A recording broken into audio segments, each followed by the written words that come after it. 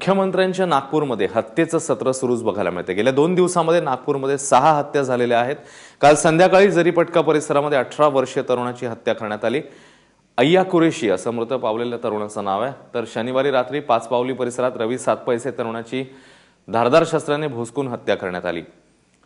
जुन्या वैमनस्यातनं ही हत्या झाल्याची माहिती पोलिसांनी दिलेली आहे। या प्रकरणी पोलिसांनी 7 आरोपींना अटक केली आहे, तर एका फरार आरोपीचा पोलीस शोध घेत आहेत। त्यामुळे नागपूरमध्ये कायद्याचा धाक राहिला नाहीये का असा सवाल विचारला जातोय।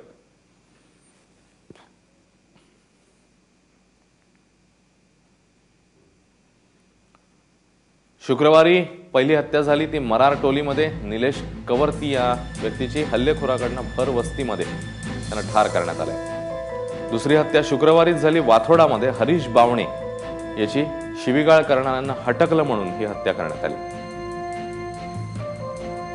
तिसरी हत्या लवप्रीत सिंग मोहोर याची जरीपटकामध्ये झाली। पतीकडनं कौटुंबिक वादातनं ही हत्या झालेली आहे। तर चौथी हत्या शनिवारी पंकज तिवारी नावा व्यक्तीची नरसाळा इथे झाली। पूर्व वैमनस्यातनं घरात घुसून पंकज तिवारींना मारण्यात आले। तर रवी सातपैसे 5 पावली इकडे पूर्व वैमनस्यातनं रवी सातपैसेची हत्या करण्यात आली। ही देखील हत्या शनिवारी झाली।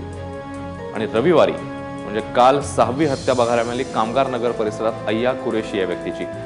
कारण हत्येचं अजूनही कळलेलं नाहीये।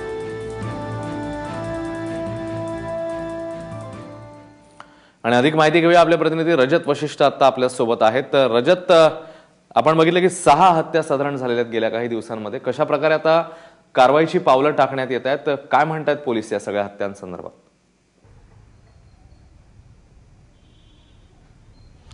अश्विन, विधानसभेच्या अखेरचे 2 दिवस होते आणि तेव्हा ह्या हत्यांचा सत्र सुरू झाला। गंभीर प्रकारचे गुन्हे घडू लागले आणि अजूनही तो सत्र सुरू आहे।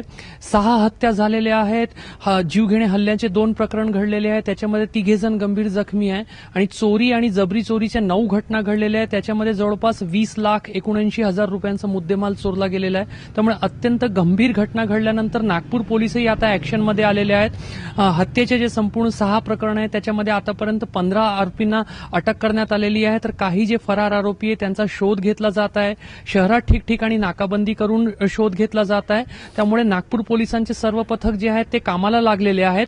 मात्र विधानसभा अधिवेशनामध्ये नागपूरच्या गुन्हेगारीवर, नागपूरच्या कायदा सुव्यवस्थेवर चर्चा सुरू असताना ह्या घटना घडल्यामुळे नक्कीच सरकारला नागपूर पोलिसांमुळे थोडंसं अडचणीच्या प्रसंगांना सामोरं जावं लागलेलं होतं आणि त्यामुळे आता लवकरात लवकर सर्व आरोपींना अटक करण्याचा प्रयत्न नागपूर पोलिसांकडून केला जात आहे। मात्र या संपूर्ण घटनांबद्दलचा एक जो महत्त्वाचा पैलू जो लक्षात आणून देणं गरजेचं आहे की 6 हत्यांपैकी जे 5 हत्या आहेत त्याच्यामध्ये स्थानिक गुन्हेगार आहेत ते सक्रिय होते आणि प्रत्येक ठिकाणी गेल्या 2-3 दिवसांमध्ये मारामारी किंवा भांडणं सुरू होती, त्याकडे पोलिसांनी दुर्लक्ष केलं आणि त्यामुळे या घटना घडल्या आहेत का याच्याकडे आता वरिष्ठ अधिकाऱ्यांनी लक्ष देण्याची गरज आहे। अश्विन, रजत, या सगळ्या संदर्भातली ताजी माहिती घेतच राहू। तुर्तास धन्यवाद या सगळ्या सविस्तर माहितीबद्दल।